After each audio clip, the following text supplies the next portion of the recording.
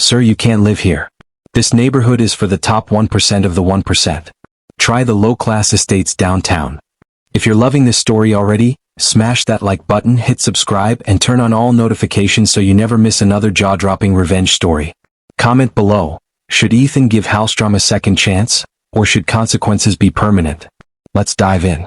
The words detonated across the polished marble driveway with the force of a grenade, so loud and so sharp that two dog-walking residents actually stopped mid-stride and turned their heads, their designer sunglasses catching the morning sun like twin mirrors reflecting judgment itself.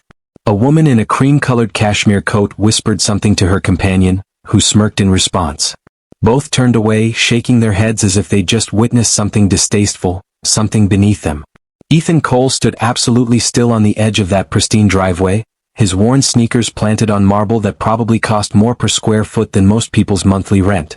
He wasn't frozen because the words hurt, God knows he was long past letting other people's opinions cut him, but because of the sheer audacity, the raw, unfiltered arrogance with which the estate manager had delivered them. The man had said it so confidently, so proudly, chest puffed out like a peacock displaying its feathers, as if he'd just saved the entire neighborhood from some kind of infectious contamination. As if turning away a stranger in old clothes was an act of heroism. Ethan looked down at himself slowly, taking inventory. Faded gray hoodie with a small coffee stain near the left pocket. Dark jeans that had seen better days. 3-day stubble shadowing his jaw. Eyes tired and slightly bloodshot from 72 consecutive hours of board meetings, contract negotiations, and transatlantic conference calls that had bled into one another until time itself became meaningless. He knew exactly what he looked like standing there. A quiet, exhausted man who didn't fit the glossy, curated aesthetic of Rosewood Heights. A man who looked like he'd wandered into the wrong zip code. What they didn't know, what none of them could possibly know, was that the exhausted man in the hoodie had the financial power to buy every single home within a 2-mile radius and still have enough capital left over to purchase half the city's skyline. But flexing wasn't his style. It never had been. Ethan had built his empire quietly, methodically, without the fanfare and peacocking that so many in his position seemed to crave. He didn't need validation. He didn't need applause. He just needed results. "I have an appointment," Ethan said calmly, his voice steady and measured despite the growing heat in his chest. "With the agent, Leah Morgan." The estate manager, Vincent Halstrom, according to the gold nameplate pinned to his blazer, laughed. Actually laughed, the sound bubbling up from his throat like champagne at a party where Ethan wasn't invited. It was the kind of laugh people produce when they're absolutely convinced of their own superiority, when they believe with every fiber of their being that they're standing on the right side of an invisible line that separates the worthy from the worthless. "Sir, don't embarrass yourself," Halstrom said, still grinning, still radiating that smug satisfaction. "Tenants in Rosewood are CEOs, royal families, foreign investors, celebrities. Not." He paused, his eyes traveling deliberately from Ethan's scuffed sneakers up to his hoodie, taking his time with the inspection, making sure his disdain was visible. "Not people like you." The words hung in the air like smoke. Behind Halstrom, a couple strolling past with a tiny dog that probably wore more expensive accessories than most people's wardrobes slowed their pace. The woman leaned toward her partner and whispered, loud enough for Ethan to hear, "He probably came to beg for a cleaning job or something." Her partner chuckled, a sharp little bark of amusement. "I bet he's lost. Someone should call security." They kept walking, but their laughter lingered, floating back like an insult they wanted to make sure landed. Ethan felt none of it emotionally, or at least he told himself he didn't. His face remained neutral, his breathing steady, his posture relaxed. But somewhere deep in the machinery of his mind, in the place where powerful, disciplined men store grievances and slights in moments of injustice, something clicked into place. A file opened. A note was made. A decision began to form. Because when men like Ethan store things, they rarely stay stored. They ferment. They mature. And eventually, they pour out in ways that change everything. He kept his voice absolutely level, calm as still water. "Can you please just call Leah?" Halstrom's lips tightened into a thin, bloodless line. His eyes narrowed slightly, and for a moment Ethan saw something flicker across his face. Annoyance, maybe, or irritation at being challenged by someone he'd already dismissed. "I don't take instructions from walk-ins," Halstrom said, his voice dropping to a lower register, more threatening now, more final. "I already told you. You don't belong here. Check the low-class estates downtown. They have plenty of places for people like you." He emphasized those last 3 words, stretching them out, making sure they landed with maximum impact. And that was it. That was the exact moment. The precise second when the match hit the gasoline. The center point of the entire event, the fulcrum on which everything would pivot.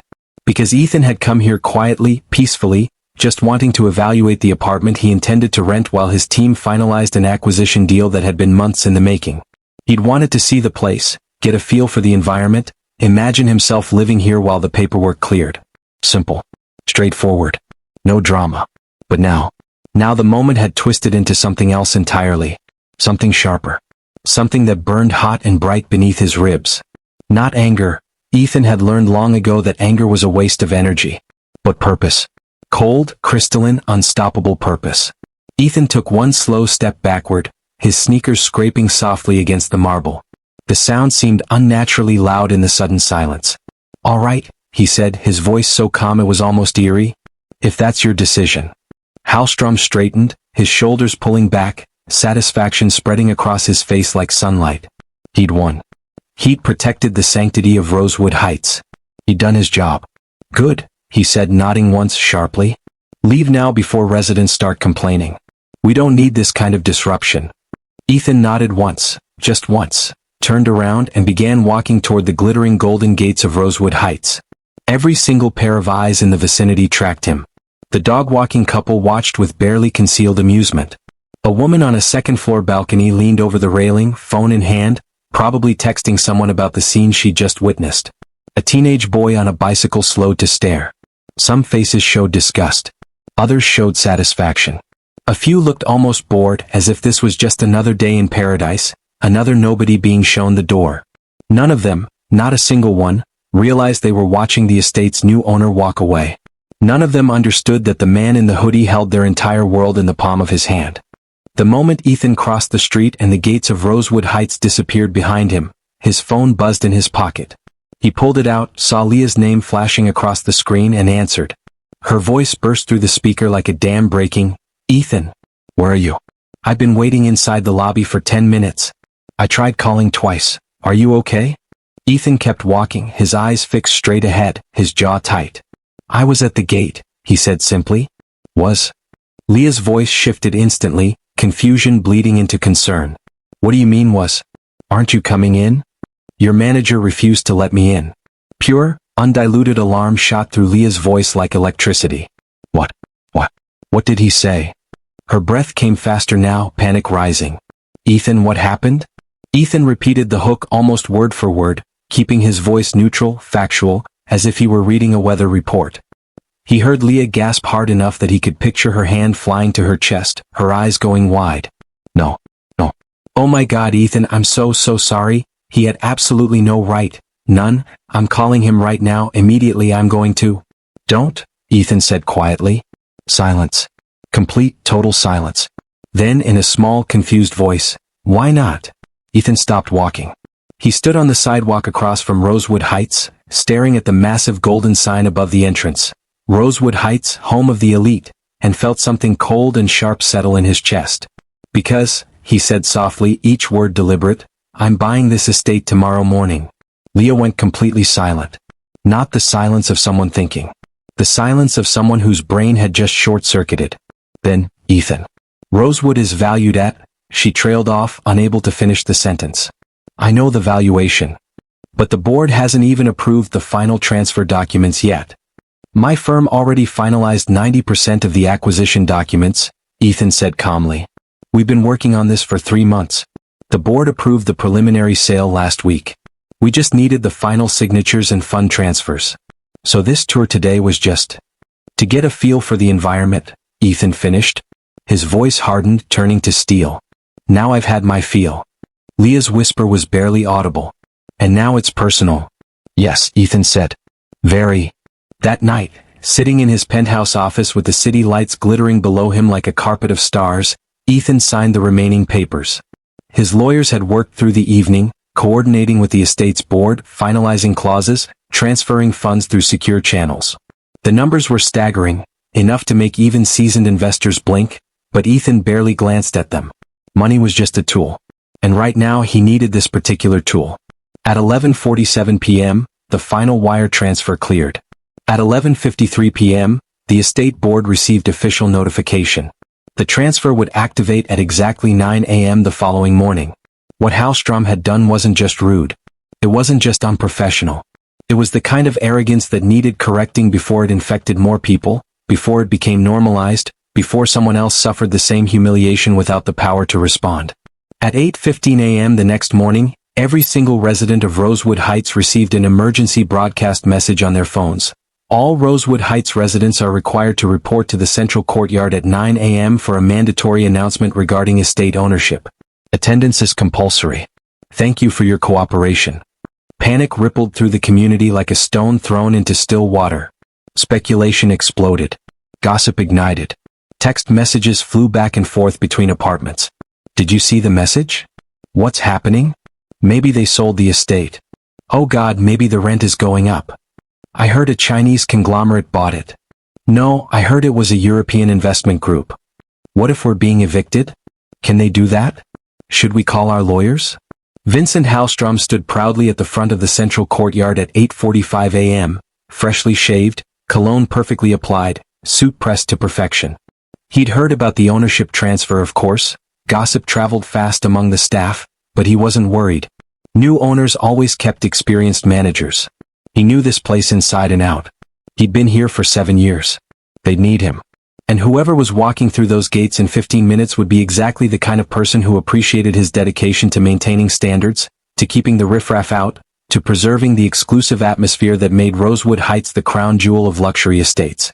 He pictured a man in a three-piece suit, maybe Italian, maybe Middle Eastern, someone who understood class, someone who would shake his hand and say, "Thank you for your service."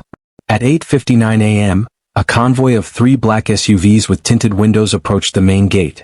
The security guards straightened instantly, exchanging nervous glances. Residents craned their necks, jockeying for better views. Parents pulled children closer. The elderly woman from 4B gripped her husband's arm. Halstrom puffed out his chest, squared his shoulders, and plastered on his most professional smile. The vehicle stopped. Doors opened. And Ethan Cole stepped out. The gasps that ripped through the courtyard were almost physical, like air being sucked out of the space all at once. Halstrom's face drained of color so fast it looked like someone had pulled a plug and let all the blood run out. His mouth fell open. His eyes went wide. His perfectly practiced smile collapsed into something resembling horror. Ethan wasn't wearing the hoodie today. Today he wore a suit, custom-tailored, midnight blue with subtle pinstripes, cut to perfection by a Seville Row tailor who charged more for a single fitting than most people earned in a month. His hair was neat, swept back, professional. His shoes gleamed. But it was his presence that hit hardest, the way he moved, the way he carried himself with quiet, unshakable authority that shifted the very air around him. This wasn't a man asking for permission. This was a man who owned everything he touched. Ethan walked forward slowly, deliberately, letting the silence do the work. The crowd parted instinctively, creating a path. Residents stared. Some recognized him immediately, the man from yesterday, the one Halstrom had turned away. "Oh my God," someone whispered. "That's him." "Wait, that's the guy Vincent threw out." "No way." "Is he?" "He can't be." "Oh my God, he is." Halstrom stumbled forward, his legs barely working, his face a mask of pure terror. "Sriyu? I didn't know, I had no idea. If I'd known who you were." "Oh," Ethan said calmly, stopping directly in front of him, close enough that Halstrom could probably smell his cologne. "You made that very clear yesterday." The words landed like a physical blow. Halstrom actually flinched. Ethan stepped past him without another glance and turned to address the assembled crowd. More than 200 people packed into the courtyard now, every resident, every eye locked on him. "Good morning," he said, his voice carrying effortlessly across the space without needing to shout. "My name is Ethan Cole. I'm the CEO of Cole Industries. And as of 9 o'clock this morning," he glanced at his watch, "which is right about now, I am the new owner of Rosewood Heights." The shock that detonated through the courtyard was seismic. People actually stumbled. A woman grabbed her husband's shoulder for support. Someone dropped their coffee cup, which shattered on the marble with a sound like a gunshot. Whispers exploded into urgent, frantic conversations. Did he just say? He owns it. The whole estate? Oh my God. This can't be real. But I came here yesterday, Ethan continued, his voice cutting through the chaos like a blade. Not as a billionaire. Not as a CEO. Just as a man looking for a place to rent. An ordinary man in ordinary clothes, tired from work, hoping to see an apartment. He turned slowly, deliberately, and looked directly at Halstrom. The estate manager looked like he might vomit. "And I was told I didn't belong here," Ethan said softly. "I was told that people like me should try the low-class estates downtown." A silence fell over the courtyard so complete that Ethan could hear the fountain trickling somewhere behind him, could hear a bird chirping in one of the manicured trees, could hear someone's shaky breathing nearby. Halstrom trembled visibly, his hands shaking, sweat beading on his forehead despite the cool morning air. "Sir, please, I didn't mean, I was just trying to."